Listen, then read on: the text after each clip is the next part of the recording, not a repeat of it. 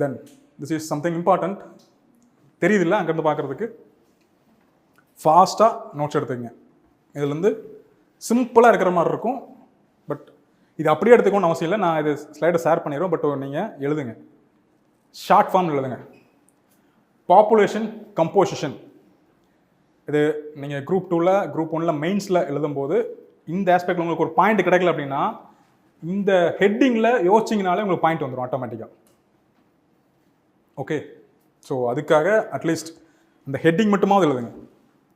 Short ஃபார்மில் age structure, age distribution, dependency ratio அப்படின்னு போட்டிருக்குமா, அதை எழுதுங்க. The proportion of population in different age groups, that is children, working age adults and elderly. Dependency ratio, so குழந்தைகளும் வயதானவர்களும் உழைக்கும் வயதினுடைய மக்களை நம்பி எத்தனை பேர் இருக்காங்க அப்படிங்கிறது தான் டிபெண்டன்சி ரேஷியோ. ஓகே, இது இந்தியாவை பொறுத்த வரைக்கும் ரொம்ப கம்மியாக தான் இருக்குது. பிகாஸ் இங்கே உழைக்கும் மக்கள் அதிகமாக இருக்காங்க, அந்த வயதினுடைய மக்கள் அதிகமாக இருக்காங்க. அப்படிங்கும்போது இங்கே பிரச்சனை இல்லை. பட் இதே வெஸ்டர்ன் கண்ட்ரீஸில், ஜப்பானில் எல்லாம் ரொம்ப வித்தியாசமாக இருக்குது. உழைக்கும் வயதினுடைய மக்களே 70 வயசில் இருக்கிறவங்க உழைக்கும் வயதினுடைய மக்களே. அப்போ அவங்களுக்கு செல்ஃப் டிபெண்ட்டாக இருக்க வேண்டிய சூழ்நிலை வெஸ்டர்ன் கண்ட்ரீஸில் இது ரொம்ப அதிகமாக இருக்குது. இங்கே ரீப்ளேஸ்மெண்ட் ரேஷியோ அப்படிங்கிறது ரொம்ப கம்மி, 1க்கும் கீழே தான் அந்த ரீப்ளேஸ்மெண்ட் ரேஷியோ. அப்போ அவங்களோட பாப்புலேஷன் ரொம்ப டிராஸ்டிக் குறையும். இன்னும் 20-30 வருஷத்தில் புதுசாக குழந்தைகள் பிறக்கிறதே ரொம்ப அரிதாயிடும் வெஸ்டர்ன் கண்ட்ரீஸில். ஸோ அதனால நாம் அங்கே போய் ஃபீல் பண்ணிகிட்டு இருக்கோம். இந்தியன்ஸ், சைனீஸ், மிக முக்கியமாக சைனீஸ், அவங்க 30 வருஷத்துக்கு முன்னாடி ஸ்டார்ட் பண்ணிட்டாங்க. சைனீஸ் எல்லாம் they migrate to these western countries. Indians இப்போ கொஞ்சம் கொஞ்சமாக ஒரு வீடு காலியாகுது, மொத்தமாக அங்கே யாருமே இல்லை. சரி, நாமளும் போய் அந்த நாட்டினுடைய வளர்ச்சிக்கு நாமளும் பாடுபடுவோம். ஓகே, ஒரு 30-40 இயர்ஸில் மொத்தமாக இந்தியன்ஸ் தான் எல்லா பக்கம், இந்தியன் சைனீஸ் தான் எல்லா பக்கமும் இருப்பாங்க. Then sex composition, the number of males per 100 females in the population. No, that is 1000 females. சின்ன மிஸ்டேக் இருக்குது. that is 1000 females. that is sex ratio.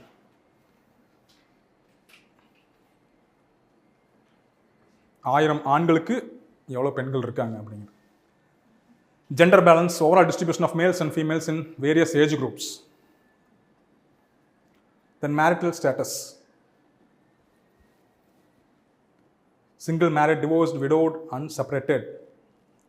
Marriage patterns, trends and changes in marriage rates and age at first marriage. இதெல்லாம் ரொம்ப அதிகமாக இப்போ நடக்கிற விஷயங்கள். Changes, trends and changes in marriage rates, marriage பேட்டர்ன்ஸே, arrange marriage, self arrange marriage,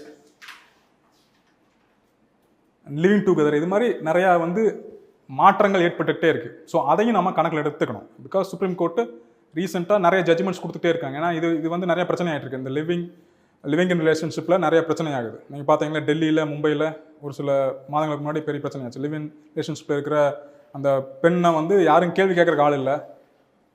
so she was மர்டர்டு.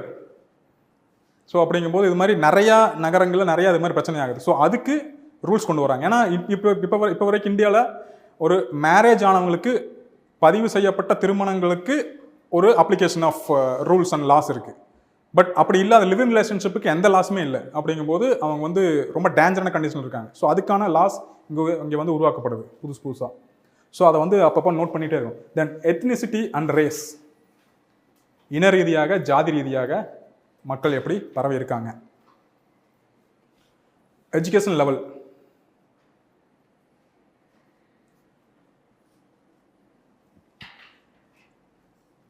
literacy rates, educational attainment, then employment status,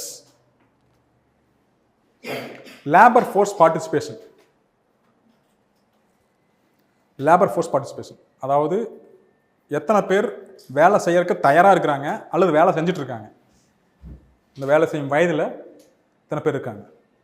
then occupation, எந்தெந்த மாதிரியான வேலைகளில் ஈடுபடுறாங்க, எந்தெந்த மாதிரியான இண்டஸ்ட்ரீஸில் அவங்க ஈடுபட்டுருக்காங்க.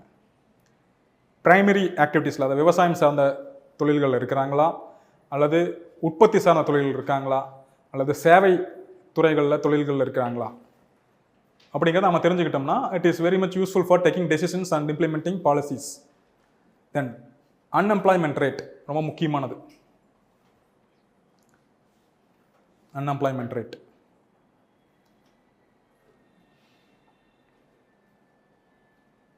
தென் income and economic status, income distribution. ஒவ்வொரு குடும்பமும் அல்லது தனி மனிதரும் எந்த அளவு வருமானம் ஈட்டுறாங்க. 5 லட்சம் வருடத்துக்கு 5 லட்சம் வருமானம் ஈட்டக்கூடிய மக்கள் எவ்வளோ பேர் இருக்காங்க? 2 லட்சத்துக்கும் கம்மியாக வருமானம் ஈட்டக்கூடியவங்க எத்தனை பேர் இருக்காங்க? 10 லட்சத்துக்கும் அதிகமாக வருமானம் ஈட்டக்கூடியவங்க எத்தனை பேர் இருக்காங்க? இந்த டேட்டாவை தெரிஞ்சுக்கிறதுனால என்ன பயன்? இப்போ நான் சொன்ன இந்த 3 கேட்டகரியில் டேட்டா கலெக்ட் பண்ணுறோம், அதனால் என்ன யூஸ்? என்ன மாதிரியான பாலிசி யூஸ் பண்ணுவாங்க எனாபரேட் பண்ணுறதுக்கு? என்ன பாலிசி?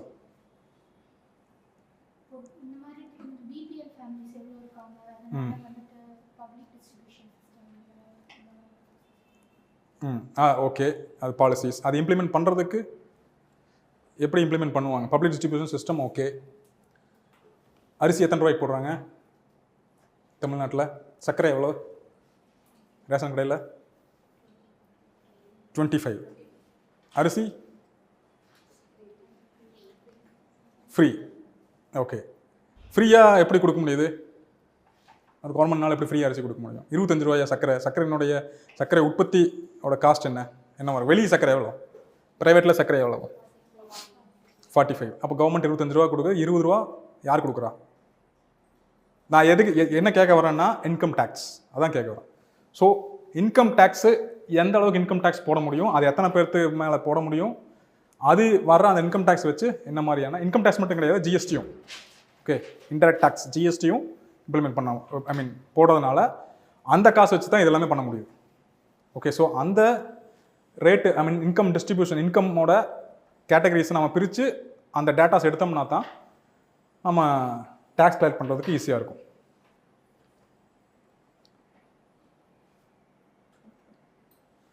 ஓகே, தென் பாவர்ட்டி லெவல்ஸ், வறுமை கோட்டுக்கு கீழே எவ்வளோ பேர் இருக்காங்க அப்படிங்கிறது தெரிஞ்சுக்கிறதும் ரொம்ப முக்கியம். Then household composition, family structure,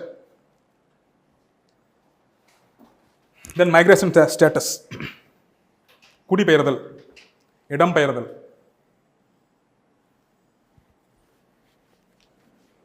எங்கே பிறக்கிறாங்க, then internal migration and international migration, உள்நாட்டு இடம்பெயர்தல், வெளிநாட்டு இடம்பெயர்தல், அதையும் நம்ம அக்கௌண்ட்டில் எடுத்துக்கணும். Urban rural distribution, religion and health status, ரொம்ப முக்கியமானது. Life expectancy and morbidity and mortality rates. Okay, எழுதிட்டீங்களா?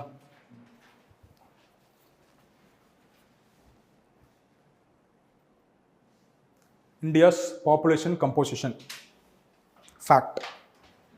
There may be small changes in the percentage, but this is actually general population composition. That is 0 to 14 years. இருக்கிறவங்க 26%. உழைக்கும் வயதில் இருக்கிறவங்க 15 to 59 வயசில் இருக்கிறவங்க 63%. 60+ years 11%. சின்ன சின்ன மாறுதலுக்கு இருக்கும், இது மாறிட்டே இருக்கும், பட் ஜென்ரலாக தெரிஞ்சு வச்சுக்கோங்க. Then fine sex ratio, number of females per 1000 males. It was 1951, it is 946 females. Now it is improved to 1020. 2011 தான் அஃபிஷியல் சென்சஸ் நம்மகிட்ட இருக்கிற டேட்டா. பட் அதுக்கப்புறம் 2021 சென்சஸ் எடுத்தாச்சு, பட் இன்னும் அஃபிஷியலாக அது வெளியிடல. ஓகே, ஸோ பட் அந்த செக்ஸ் ரேஷியோ அப்படிங்கிறது நம்மளுக்கு தெரிய வந்திருக்கு. அதை ஒரு குறிப்பிட்ட டேட்டாஸ் மட்டும் வெளியிட்டிருக்காங்க, ரொம்ப இம்பார்ட்டன்ட் டேட்டாஸ். அதில் 1020. Then literacy rate, male female literacy rate. Now மட்டும் எழுதிங்க, தென் முன்னாடி இருக்கிறது வேண்டாம். இது கம்பேரிட்டிவாக காமிச்சது. மேல் 84%, female drastically improved to 72%.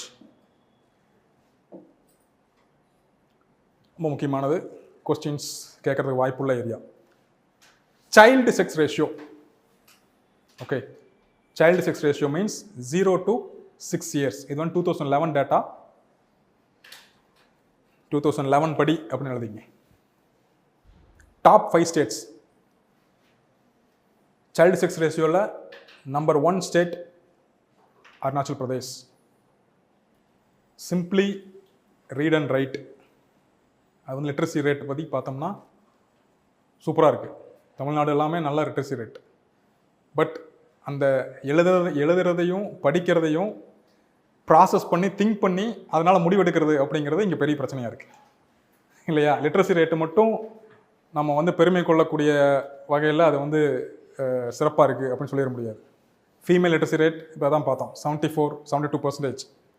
But அந்த 72% மிகப்பெரிய அளவு இல்லைங்களா? 8% in 1951, இப்போ 75% அப்படிங்கிறது இப்போ. ஸோ அதனால எம்பவர்மெண்ட் வந்து நடந்திருக்கா? பெண்களுக்கான எம்பவர்மெண்ட் நடந்திருக்கா? அவங்க சுயமாக முடிவெடுக்கக்கூடிய சூழ்நிலை வளர்ந்துருக்கா அப்படிங்கிறது கேள்விக்குறியாக இருக்குது. ஸோ லிட்ரஸி ரேட் அப்படிங்கிறது ஒரு எம்பவர்மெண்ட் கொடுத்துருச்சு, படிப்பறிவு அப்படிங்கிறது உங்களுக்கு எம்பவர் பண்ணிருச்சு அப்படின்னா தட் இஸ் சிம்பிளி கொஸ்டினபிள். அதுக்கப்புறம் நிறைய ஃபேக்டர் இருக்குது. Fine. Then Kerala, Lakshadweep. Least states Arunachal Pradesh and Bihar and Arunachal Pradesh.